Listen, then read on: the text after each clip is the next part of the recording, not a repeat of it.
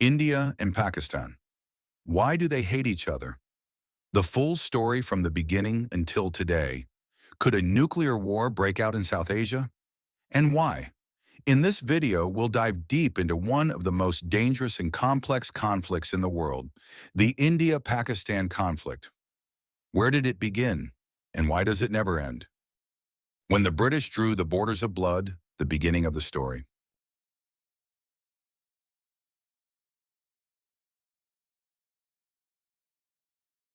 In 1947, after more than 200 years of British colonial rule, Britain decided to withdraw from the Indian subcontinent. But the exit was far from simple. It was accompanied by a fateful decision that would change the region forever.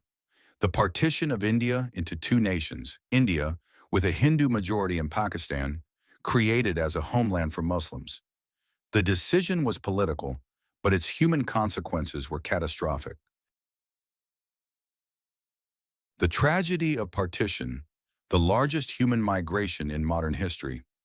More than 15 million people were forced to flee their homes in one of the biggest mass migrations the world has ever witnessed. Hindus and Sikhs fled from the newly created Pakistan, while Muslims escaped from India. But the journey was anything but safe. Waves of sectarian violence erupted, and horrific massacres took place. It is estimated that over 1 million people were killed. Neighbors turned against each other overnight, simply because of their religion. Kashmir, the open wound. In the heart of the Himalayas lies Kashmir, a region of breathtaking natural beauty, yet soaked in blood and tears for more than 7 decades. When India was partitioned in 1947, each region was expected to join the country that aligned with its religious majority. Kashmir had a Muslim majority, but its ruler at the time, a Hindu Maharaja named Hari Singh, wanted to keep the region independent. But that option didn't last long. In October 1947, tribal fighters from Pakistan entered Kashmir, believing it rightfully belonged to Pakistan due to its Muslim population. The Maharaja, in desperation, sought help from India in exchange for formally acceding to it. India agreed, sent in its troops, and thus began the first war between India and Pakistan. 3 wars and a continuous conflict. Since then, the two countries have fought 3 major wars over Kashmir. 1947, the first war in the division of the region. 1965, the second war sparked by Pakistan's attempt to reclaim Kashmir. 1999, the Kargil War, after Pakistani troops infiltrated Indian-controlled territory. Today, Kashmir remains a divided land, Jammu and Kashmir, administered by India, referred to by India as a union territory, and Azad Kashmir and Gilgit-Baltistan, controlled by Pakistan.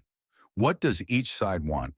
India considers Kashmir an inseparable part of its territory and refuses to negotiate its sovereignty. Pakistan insists that Kashmir should be part of its nation, due to the region's Muslim majority. Caught in the middle of this prolonged dispute is the Kashmiri people themselves, living in a constant state of tension, division, and instability. Religious and ideological divide, a deep identity conflict.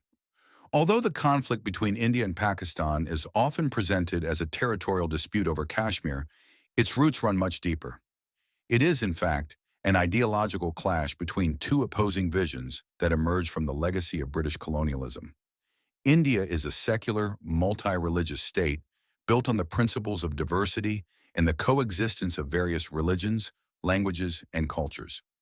Pakistan, on the other hand, was founded explicitly as a Muslim homeland in the Indian subcontinent, a fundamental difference in the concept of the state. Since its independence, India has aimed to build the model of one India, despite diversity, where Hindus, Muslims, Christians, Sikhs, and Buddhists all live together under a secular constitution.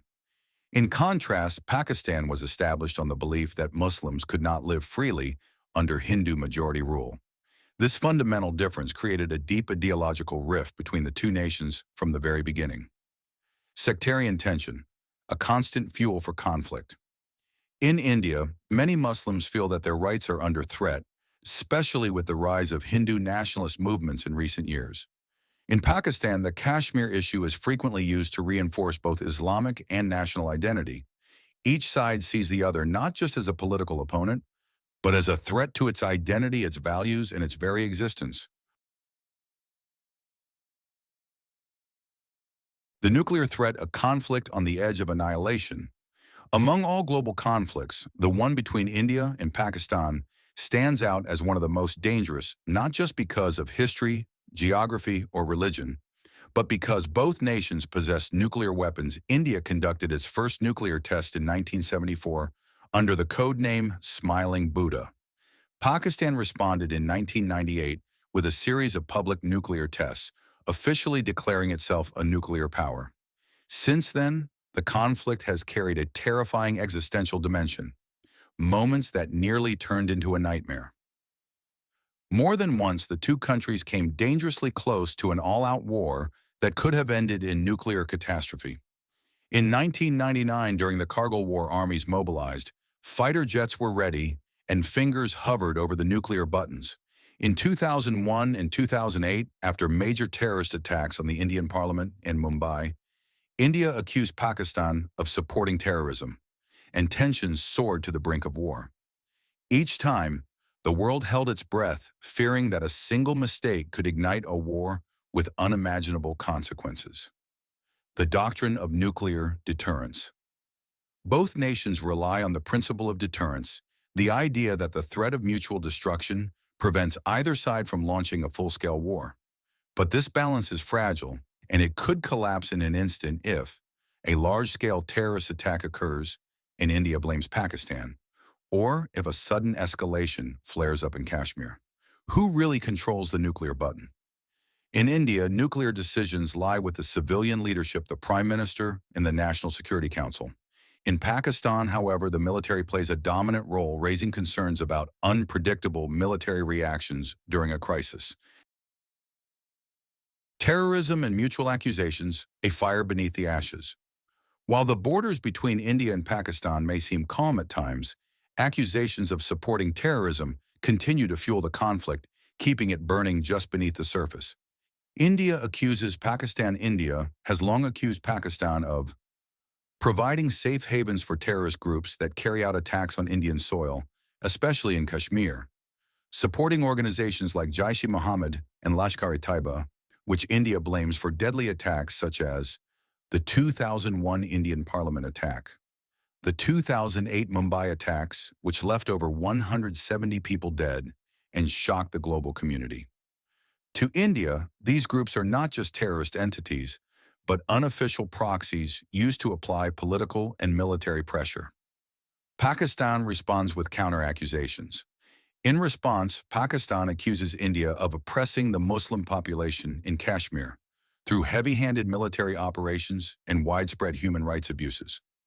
Backing separatist groups within Pakistan, especially in Balochistan, and waging a so-called undeclared war to destabilize the country from within. Pakistan also complains of global bias toward India and what it sees as international silence on the suffering of Kashmiris. The shadow war of intelligence behind the scenes, a covert intelligence war, rages between RAW, India's intelligence agency, and ISI, Pakistan's intelligence service. A battle that goes far beyond Kashmir and includes recruiting spies and double agents, media infiltration and propaganda, cyber attacks and digital warfare funding, insurgent movements deep inside enemy territory, a constant risk of sudden escalation. This mutual distrust, rooted in terrorism allegations, makes the situation extremely volatile. Just one major attack could ignite a full-scale war or prompt an immediate military retaliation even before an investigation takes place. Water and regional politics. A silent battle over resources and influence. While Kashmir and religion often dominate the headlines, there is a deeper strategic conflict simmering beneath the surface. A struggle over water and regional dominance in South Asia, the Indus River lifeline, in source of anxiety. The Indus River, one of the largest rivers in Asia, lies at the heart of this conflict. It originates in the Himalayas in Indian-controlled territory and flows into Pakistan, where nearly 80% of the country's agriculture depends on it. After both countries gained independence, the Indus Waters Treaty was signed in 1960 with the World Bank's mediation. It outlined the sharing of the river and its tributaries. India was given control over the three eastern rivers. Pakistan was granted access to the three western rivers. However, with rising tensions, Pakistan accuses India of building dams and water projects that threaten its share of the river. Weaponizing water as a tool of political pressure, especially after major terrorist attacks in India. India, on the other hand, maintains that it is exercising its legal rights to develop resources within its territory without violating the treaty. A battle for regional influence beyond water, a broader geopolitical rivalry, continues between the two nations for dominance in South Asia. India aims to position itself as a regional superpower, backed by strong relations with the United States, Israel, and France. Pakistan has aligned closely with China, particularly through the China-Pakistan Economic Corridor, CPEC, a massive infrastructure project that runs through Kashmir and has been strongly opposed by India. Both sides seek to undermine each other's influence diplomatically at forums like the United Nations and the Organization of Islamic Cooperation, expand their reach in neighboring countries like Afghanistan, Bangladesh, and Nepal through economic projects and strategic alliances, a multi-layered conflict. Growing in complexity, the India-Pakistan conflict is no longer just about borders or religion. It has become a multidimensional struggle over water resources, over economic power, over international alliances, and over who will shape the future of the region.